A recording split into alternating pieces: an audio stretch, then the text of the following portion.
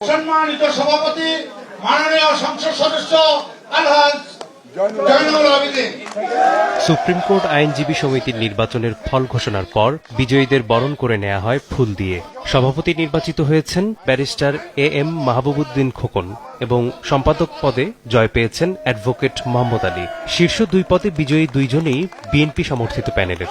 ইনশাআল্লাহ আমরা এই নবনির্বাচিত প্যানেল স্বাধীন বিচার ব্যবস্থার জন্য, মানুষের ন্যায় বিচার নিশ্চিত করার জন্য, মানবাধিকার রক্ষা করার জন্য এবং বাংলাদেশে যেন বিচার বিভাগ আইন অনুযায়ী চলে, সেই জন্য আমরা বলিষ্ঠ ভূমিকা রাখবো। গণনা শেষে শুক্রবার মধ্যরাতে ঘোষণা করা হয় সুপ্রিম কোর্ট আইনজীবী সমিতির নির্বাচনের ফল। এর আগে বৃহস্পতিবার সন্ধ্যা থেকে শুরু হয় ভোট গণনা। বুধবার এবং বৃহস্পতিবার সকাল 10টা থেকে বিকেল 5টা পর্যন্ত চলে শান্তিপূর্ণ ও সুষ্ঠুভাবে ভোট গ্রহণ। সুপ্রিম কোর্ট আইনজীবী সমিতির 2026 থেকে 2027 মেয়াদের কার্যনির্বাহী কমিটির 14টি পদের জন্য ভোটের লড়াইয়ে নামেন 40 জন প্রার্থী।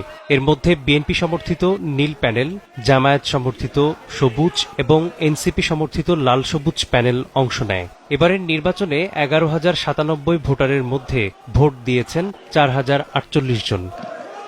মেসবাহুল আলিফ, সময় সংবাদ, ঢাকা।